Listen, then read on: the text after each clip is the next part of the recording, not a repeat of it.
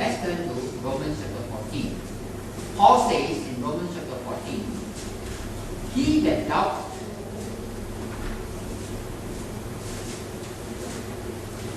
what is that?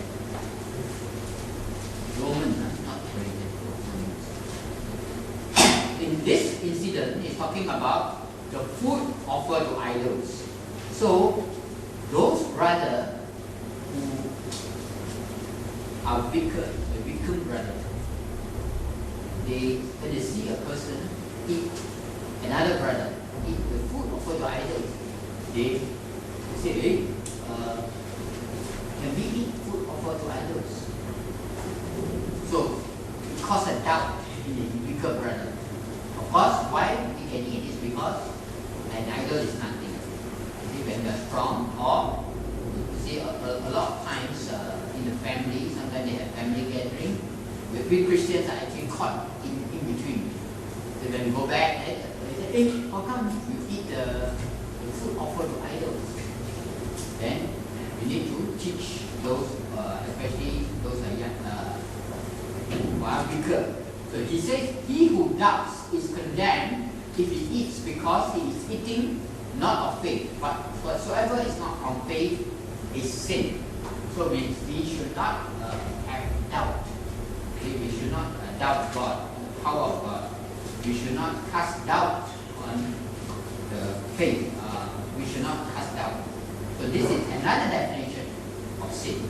So we have come through together 3 definitions of sin, which is transgression of the law, lawlessness, which is failing to do good, the sin of omission, and also doubt. Now the Bible also reveals the seriousness of sin, that we can see of its consequences.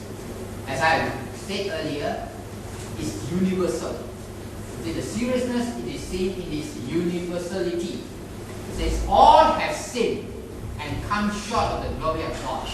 And the Romans chapter 3 verse 10 says what? No one is righteous. There is none righteous. Not even one. There is none righteous. Not even one. So we are caught. We need salvation is because we are not able to save ourselves. We are all sinners before God. And what is the consequences of sin? Sin, the consequences, or some version says the wages. You see, you get the wages. The wages of sin is death. Let's turn to Romans chapter 6. Verse 23 says, for the wages of sin is death. That is the consequences of sin. So, what is the goal of this lesson? The goal of this lesson today is to address how we should appreciate the gospel to solve sin, the problem of sin. How to understand how the gospel can be a tool to help us to overcome sin. Is it good that we have a solution to overcome sin? Because sin is so bad, it actually destroys us until we die. That's why he says the wages of sin is death. Yes. The problem of sin comes from these factors. As we can see, number 1, the love of sin. The love of sin. Sin is pleasurable. It has a pleasurable nature. What I mean is, we enjoy sin for a season. Sin is not something which we don't enjoy. A lot of people, they enjoy sinning. Why? Because it's not something which is, to them, it is destructive, but it's very slowly eating away. That's why it's enjoyable. See, it is not one time come, or the devil doesn't come like something which is very ugly frighten you off. Then you won't involve in sin because it's frightening. No, it's coming as an angel of light, as our Corinthians say. So let's look and see the love of sin. Hebrews chapter 11, there's one example of this sin, which is they call pleasurable for a season, because seasonal. Okay? Who is this person that we are referring to? Who is referring? He should prefer what? Not to have this seasonal pleasure, but he prefer to be with the people of God. Do you know who is this person?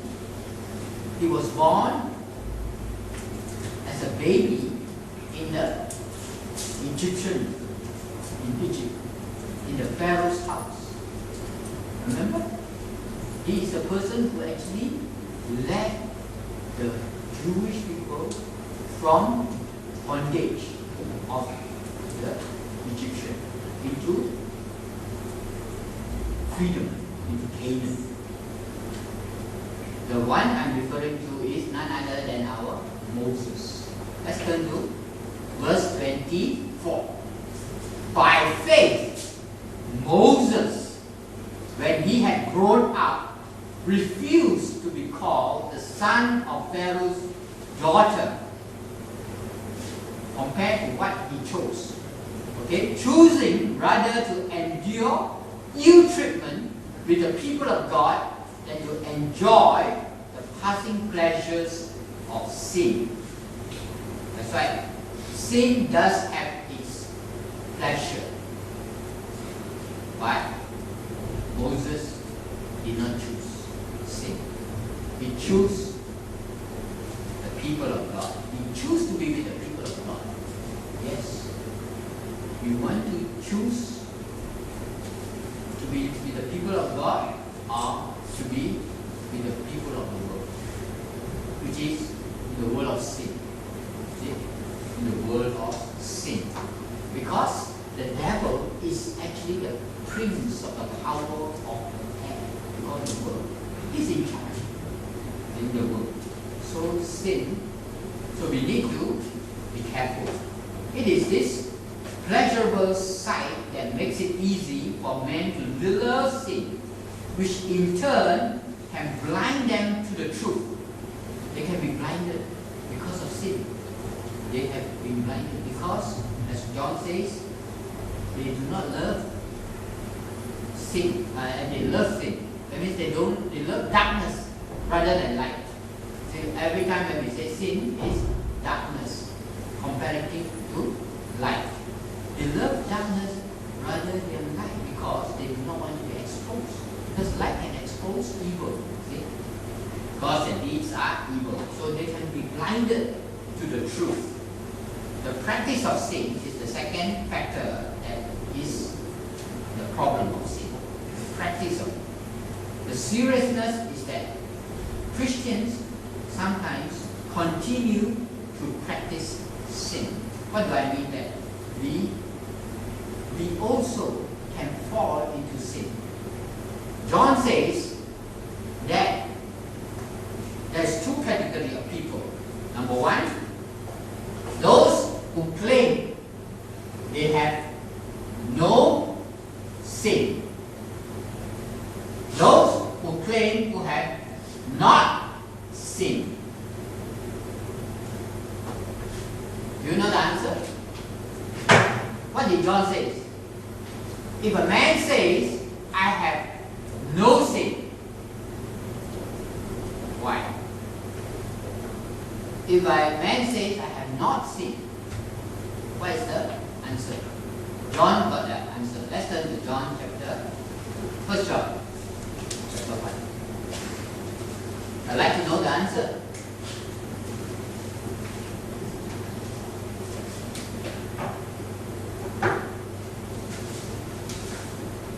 If we say we have no sin, what did John say?